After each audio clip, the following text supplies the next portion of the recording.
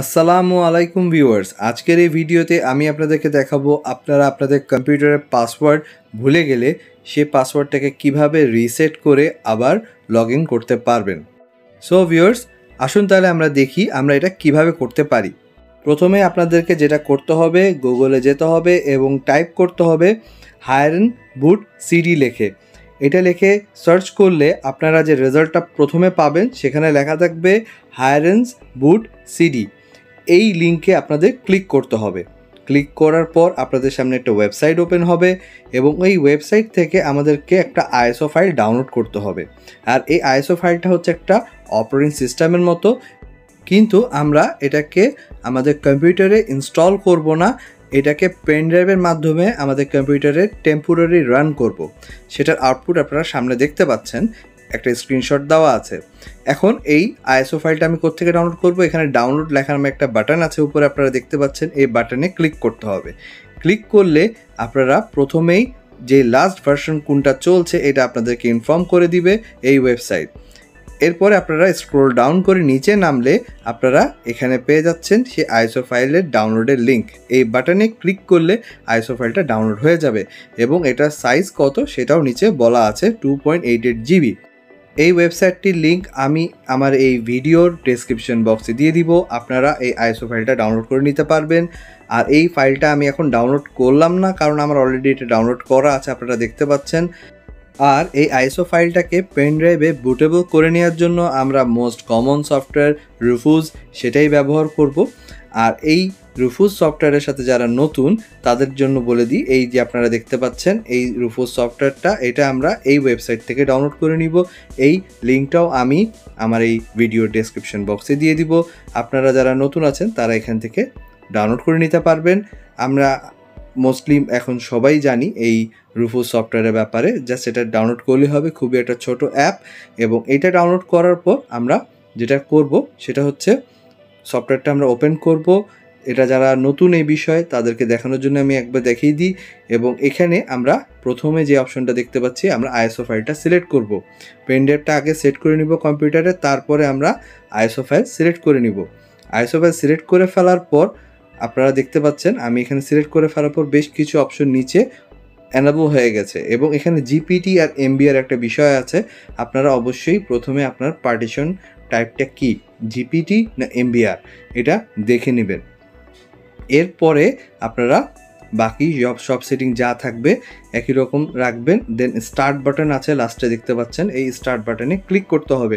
Click করার পর কিছুক্ষণ অপেক্ষা করলেই আপনার পেন ড্রাইভটা বুটেবল হিসাবে ক্রিয়েট হয়ে যাবে। কিন্তু হ্যাঁ, এটা যখন ক্রিয়েট হয়ে যাবে আপনার পেন ড্রাইভে কোনো ডাটা থাকলে সেটা কিন্তু ফরম্যাট হয়ে যাবে। ডাটা যদি ইম্পর্টেন্ট হয় তাহলে অবশ্যই সরিয়ে নেবেন। যেহেতু আমার পেন ড্রাইভটা আগে থেকে বুটেবল করা ছিল ক্রিয়েট, তো আমি করলাম না। আপনারা এখানে দেখতে পাচ্ছেন বুটেবল ক্রিয়েট করে রাখার পর এরকম একটা আউটপুট আপনারা পাবেন। এখন তাহলে আমরা দেখি এই পেন ড্রাইভ দিয়ে আমরা যখন আমাদের ল্যাপটপে বুট করব তখন আমরা কি আউটপুট পাই।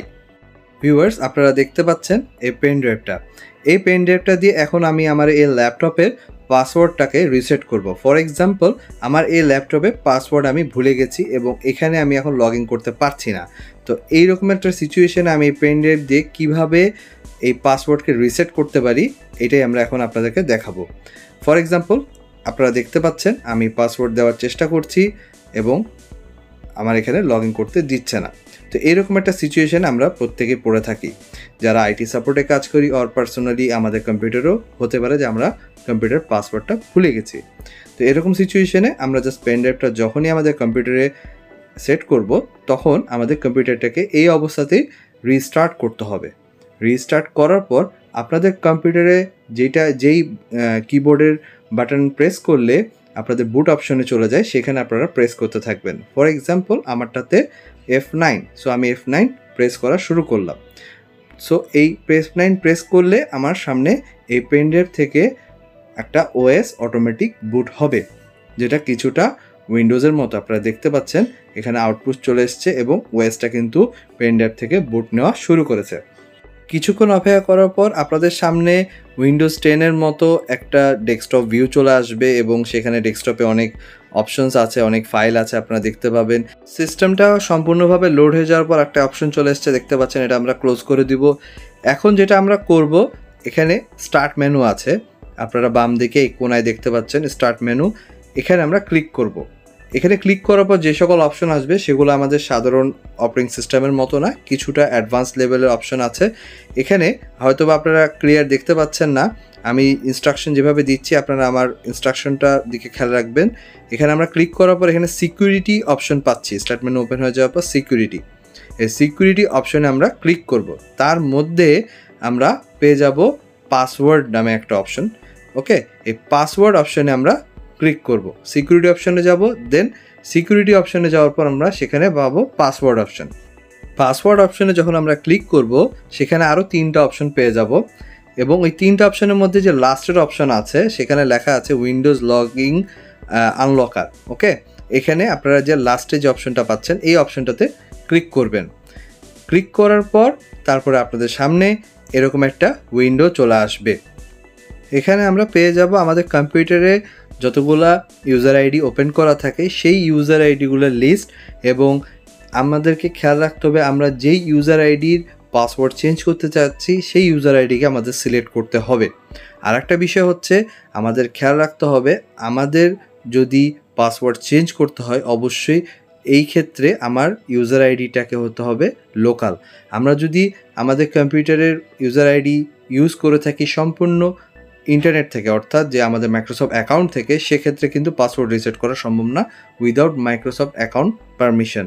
এটা শুধুমাত্র সম্ভব আমাদের কম্পিউটারে যদি কোনো লোকাল অ্যাকাউন্ট ক্রিয়েট করা থাকে, যেটা কিনা আমরা লোকালি একটা ইউজার আইডি দিই, তারপরে পাসওয়ার্ড দিই, এভাবে করে যেই অ্যাকাউন্ট আমরা ক্রিয়েট করে থাকি সেই ইউজার আইডি অ্যাকাউন্টের পাসওয়ার্ড কিন্তু আমরা এভাবে চেঞ্জ করে ফেলতে পারবো। এখানে আপনারা দেখতে পাচ্ছেন আমি মাহমুদ আইডির উপর রাইট ক্লিক করলাম এবং চেঞ্জ পাসওয়ার্ডে ক্লিক করব। চেঞ্জ পাসওয়ার্ডে ক্লিক করার পর আমাকে একটা পাসওয়ার্ড দিতে বলবে। কোনো প্রয়োজন নাই যে পুরানো পাসওয়ার্ড কী ছিল এসব কিছুই চাইবে না, আপনারা জাস্ট পাসওয়ার্ডটা দিবেন যেটা আপনাদের পছন্দ। ফর এক্সাম্পল আমি 1 2 3 4 5 6 7 8 দিয়ে দিলাম। আপনারা অবশ্যই সিকিউর একটা পাসওয়ার্ড দিবেন, এটা আমি এক্সাম্পল স্বরূপ দিলাম। দেন আমি এখানে ওকে বাটনে প্রেস করার পর আমার সামনে চলে এসছে একটা মেসেজ যে আমার পাসওয়ার্ডটা সাকসেসফুলি চেঞ্জ হয়ে গেছে। এখন যেটা আমি করব, আমার এই কম্পিউটারকে আমি রিস্টার্ট দিব এবং চেক করব যে আসলেই পাসওয়ার্ডটা চেঞ্জ হয়েছে কিনা। ওকে, সো আমি আর কোনো কাজ নেই, এখানে আমি জাস্ট এখানে কেটে দিলেই হবে এই উইন্ডোটা, এখানে আর কোনো কাজ নেই। এছাড়াও আরও অনেক অপশন আমি দেখতে পাচ্ছি, এই অপশনগুলো নিয়ে যদি কোনো কাজের কিছু পাই আরও যেটা আপনাদের অনেক হেল্পফুল হবে, অবশ্যই সামনে আমি আরও ভিডিও নিয়ে আসবো। রিস্টার্ট করার জন্য আমরা চলে যাব স্টার্ট মেনুতে, এবং স্টার্ট মেনুতে আপনারা যেভাবে উইন্ডোজের রিস্টার্ট অপশনটা পেয়ে থাকেন ঠিক ওভাবেই পেয়ে যাবেন। এখানে দেখতে পাচ্ছেন আমি এখানে রিস্টার্ট অপশনটা পেলাম, এবং এখানে ক্লিক করলে আমার এই অপারেটিং সিস্টেমটা যেটা আমরা রান করেছি পেনড্রাইভ থেকে সেটা রিস্টার্ট হবে। রিস্টার্ট হয়ে যাওয়ার পর আমাদের সামনে আবার আমাদের উইন্ডোজটা ফেরত আসবে, এবং এখানে আপনারা দেখতে পাচ্ছেন আমার কাছে আবার পাসওয়ার্ড চাচ্ছে, কিন্তু শুরুতে যেটা এক্সাম্পল স্বরূপ বলা হয়েছিল যে আমি কিন্তু পাসওয়ার্ড দিয়ে ওপেন করতে পারছিলাম না। এখন এখানে আমি যে পাসওয়ার্ডটা সেট করেছি সেই পাসওয়ার্ডটাই আমি এখানে ইনপুট দিব। আমি সেট করেছিলাম 1 2 3 4 5 6 7 8। দেন আমি এটা দেওয়ার পর যখনই আমি এন্টার প্রেস করলাম আমার কম্পিউটারটা এবার লগ ইন হয়ে গেল। সো এইভাবে করে আপনারা যদি কোনো সময় বিপদে পড়েন যে আপনার কম্পিউটারের পাসওয়ার্ড আপনারা ভুলে গেছেন বা কোনো ইউজার ভুলে গেছে, সেক্ষেত্রে আপনারা খুব ইজিলি খুব কুইকলি আপনাদের এই প্রবলেমটাকে সলভ করতে পারবেন পাসওয়ার্ড রিসেট করে। আপনারা যখনই এরকম সমস্যায় পড়বেন এবং এভাবে আপনাদের পাসওয়ার্ডটাকে রিসেট করতে হবে, একটা জিনিস আমি বলে দিতে চাই, তখন কিন্তু আপনারা কম্পিউটারের অ্যাডমিনিস্ট্রেশন পাওয়ার দিয়ে আর এই পাসওয়ার্ডটাকে চেঞ্জ করতে পারবেন না। চেঞ্জ করতে হলে আপনাকে ঠিক এই পদ্ধতিতেই দ্বিতীয়বার চেঞ্জ করতে হবে, কারণ এই পদ্ধতির মাধ্যমে এটা একটা আলাদা অ্যাডমিনিস্ট্রেশন পাওয়ারে চলে যায়। সেজন্যে আমার এই সাজেশন থাকবে যে আপনারা কখনো খুব বিপদে না পড়লে এই পদ্ধতি ব্যবহার করবেন না, কারণ এতে আপনাদের অ্যাডমিনিস্ট্রেশন পাওয়ারটা ব্রেক হয়ে যাবে এবং আপনারা সহজেই সব সময় পাসওয়ার্ড চেঞ্জ করতে পারবেন না উইদাউট দিস প্রসেস। সো আমি বলবো যে এটা আপনাদের বিপদে কাজে লাগবে এবং আপনাদের অনেক হেল্প করবে। সো ভিউয়ার্স, আমার এই ভিডিওটি যদি আপনাদের ভালো লেগে থাকে প্লিজ লাইক এবং শেয়ার করবেন, আর সামনের আরও ভালো টেক ভিডিও দেখার জন্য আমার এই চ্যানেলটি সাবস্ক্রাইব করতে ভুলবেন না। ধন্যবাদ।